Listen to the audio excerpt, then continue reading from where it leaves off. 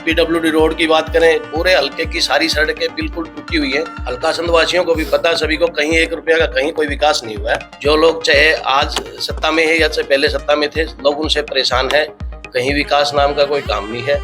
यहाँ लोग इतने परेशान है, ना तो किसी की कोई शिक्षा की व्यवस्था है, ना कोई खेलों की व्यवस्था है। यहाँ 20 से 25 हजार युवा बाहर जाने के लिए मजबूर हुए और बाहर गए। जब भी कोई हल्की सी बारिश आती है, लोगों के घरों में पानी घुस जाता है। उनके बाहर निकलने की कोई व्यवस्था नहीं है।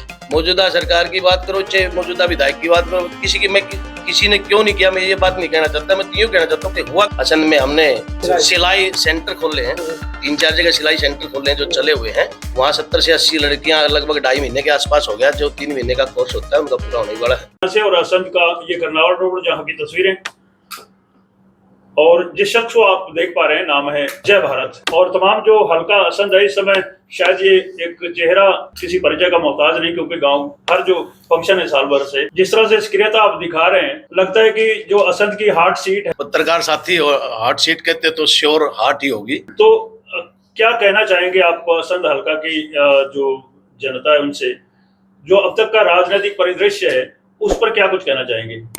सबसे पहले तो मैं असंध हल्के की जनता को नमस्ते। कल की जन्माष्टमी के लिए ढेर सारी शुभकामनाएं। 21 तारीख को कुछ खास होने वाला है, उसके बारे में बताइए।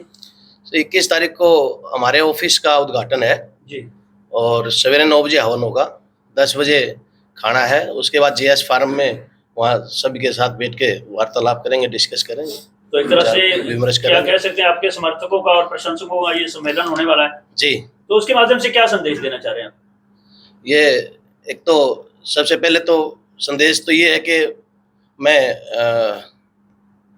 उन लोगों का संदेश देना चाहता हूँ कि हल्कासंद के लिए जो एक पिछड़े की तरफ जाने लग रहा है। आप सबको पता कि हल्कासंद में राजनीतिक दृष्टि से या विकास की दृष्टि से? विकास की दृष्टि से जी, विकास की दृष्टि से हल्कासंद बिल्कुल पिछड़े हल्कों में गिना नहीं जाता है ही पिछड़े हल्कों में। कहीं भी देख लें आप, कहीं चाहे पीडब्ल्यूडी रोड की बात करें, पूरे हल्के की सारी सड़कें बिल्कुल टूटी हुई हैं। जबकि गवर्नमेंट और कहते हैं कि वो ढेर सारी गारंटी दी जाती है, लेकिन हल्कासंद में कहीं 1 रुपया नाम मात्र का कहीं लगा हुआ आप भी जाते हैं।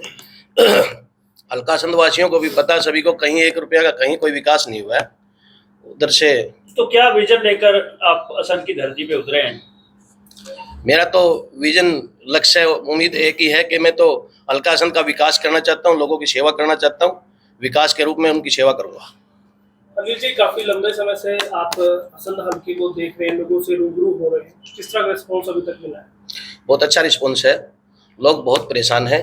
यहाँ जो लोग चाहे आज सत्ता में है या से पहले सत्ता में थे, लोग उनसे परेशान है। कहीं विकास नाम का कोई काम नहीं है। यहाँ लोग इतने परेशान हैं, ना तो किसी की कोई शिक्षा की व्यवस्था है, ना कोई खेलों की व्यवस्था है, ना बच्चों की ना कोई मेडिकल सुविधाएं उपलब्ध होती हैं। यहाँ ना कोई इंडस्ट्री है, ना कोई उद्योग है। यहाँ के बच्चे आप लोग देख रहे हैं कि पिछले काफ़ी समय से यहाँ 20 से 25 हजार युवा बाहर जाने के लिए मजबूर हुए और बाहर गए। और भी ढेर सारे बच्चे बाहर जाने की प्रयास कर रहे हैं, क्योंकि यहाँ रोजगार की कमियां हैं। यहाँ अगर विकास की तौर पे बात करें तो यहाँ इंडस्ट्री उद्योग को बढ़ावा दिया जा सकता है, जिससे हमारे हल्कासंद के युवा यहीं उनको रोजगार मिल सके और वो अपने घर से दूर न जाए, यहीं अपना घर अच्छे से सुचारू रूप से चला सके। किस पार्टी से दावेदारी हो रहे हैं? अभी तो भाईचारा ही पार्टी है। भाईचारे से बड़ी कौन सी पार्टी? सबसे बड़ी तो भाईचारा ही पार्टी है। तो लोग तो पूछेंगे आप मैदान में जाओगे, किस पार्टी से हैं? अभी तो भाईचारे के साथ हूँ। जहाँ भाईचारा बोलेगा, जो कहेगा वही करेंगे। यदि हम लोग हल्कासंद के साथ, मौजूदा सरकार से है, उसके साथ है, तो आपको विकास नजर आना चाहिए, वो कहेंगे कि विकास हुआ है। या किसी और पार्टी से है, विकास क्या नजर नहीं है, क्या क्या कमियां हैं इस एरिया में? विकास की कमियां तो मैंने आपको बताई है। शिक्षा की कमी है और खेलों को महत्व नहीं दिया जाता। सड़कें खराब हैं, पानी की निकासी, गाँव में जाके देखेंगे आप, पुराने तालाब पड़े हैं। जब भी कोई हल्की सी बारिश आती है, लोगों के घरों में पानी घुस जाता है। उनके बाहर निकलने की कोई व्यवस्था नहीं है। तो इस प्रकार से यहाँ तो कमियां ना पूछो, आप यूँ पूछो कि उपलब्धियां क्या की सरकार ने। मौजूदा सरकार की बात करो, चाहे मौजूदा विधायक की बात करो, किसी ने क्यों नहीं किया, मैं ये बात नहीं कहना चाहता। मैं यूँ कहना चाहता हूँ कि हुआ कुछ नहीं। अनिल जी, अगर आपको मौका मिले, किस बैनर के साथ जाना पसंद करेंगे? सबसे पहले तो मेरा हल्का वासी जो है, मैं उनसे सुझाव करूंगा, डिस्कस करूंगा। मेरा हल्का नहीं, एक मेरा परिवार है। परिवार को पूछ के उनसे डिस्कस करके ही मैं कोई अगला स्टेप लूंगा। एक आपके नाम के साथ जय भारत लगा है, जी। तो लोग जानना चाहते हैं इसका मकसद, इसका मतलब क्या है? ये बड़ा अच्छा पूछा आपने, क्योंकि लोग अक्सर पूछते हैं कि जय भारत। मैं इसका बताता हूँ कि मेरी जो सामाजिक संस्थाएं हैं, जय भारत वेलफेयर सोसाइटी है, जय भारत फाउंडेशन है हमारी, ये संस्थाएं रजिस्टर्ड हैं और ये सारी जय भारत के नाम से हैं। और ये जय भारत वेलफेयर सोसाइटी और जय भारत फाउंडेशन हमारी सामाजिक काम करते हैं। पिछले 15-20 साल से ये गांव-गांव में, हर जगह, बाहर भी, दिल्ली तक भी ये सामाजिक कार्य सारी ये संस्थाएं करती हैं। असंध में कुछ किया जी? जी, असंध में भी हमने काफी किया। असंध में हमने सिलाई सेंटर खोले हैं, 3-4 जगह सिलाई सेंटर खोले हैं जो चले हुए हैं। और हर सिलाई सेंटर में, जैसे कि बाहरी में सिलाई सेंटर है हमारा, वहाँ पे 70 से 80 लड़कियां फ्री सिलाई सेंटर है हमारे। कोई फीस वगैरह नहीं होती। वहाँ 70 से 80 लड़कियां, लगभग 2.5 महीने के आसपास हो गया, जो 3 महीने का कोर्स होता है उनका पूरा होने वाला है। उसके बाद हमने गांव-गांव में medical free health check camp लगवाए हैं। पहले भी लगाते थे, लेकिन उसमें क्या फर्क है कि लोग सिर्फ कैंप लगवाते थे और उसके बाद हॉस्पिटल से दवाइयाँ उपलब्ध होती थी। हम वहीं पे उनको फ्री दवाइयाँ भी देने का काम करते हैं और सारे टेस्ट फ्री होते हैं। अभी हमने असंध में एक लड़कियों के लिए भी 2 ई रिक्शा छोड़ी हैं, पिछले 1 महीने से छोड़ी हैं। अगर वो जेसी कॉलेज, जैसे सालवन चौक बस स्टैंड से वो जेसी कॉलेज और जयसिंहपुरा कॉलेज तक जाती है। और अगर और डिमांड बढ़ी, हमारे बच्चे और यूँ कहते हैं कि और बढ़ाए, तो हम उसको और बढ़ाने का भी काम करेंगे। तो किस पैमाने का जो सम्मेलन है आपके साथियों का, समर्थकों का होने वाला है, किस तारीख को होने वाला है? वेन्यू जानना चाहेंगे दर्शक आपके माध्यम कहाँ से। होगा, कैसा रहेगा? ये हमारा सालवन चौक है, बाईपास वाला। एक सालवन चौक अंदर भी है, एक बाहर बाईपास का जो सालवन चौक है, वहाँ पे हमारा जय भारत सेवा सदन के नाम से ऑफिस है। उसका उद्घाटन के उपलक्ष्य में हम सेवा सदन के उपलक्ष्य में हम वो संवाद कर रहे हैं।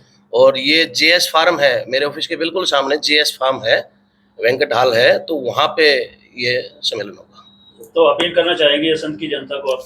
बिल्कुल हमारे जी। दर्शकों के माध्यम से। असंध की जनता से अपील करना चाहूँगा कि 21 तारीख को 9 बजे पहुँच के और उद्घाटन समारोह में हवन पे आए और आहुति डालें।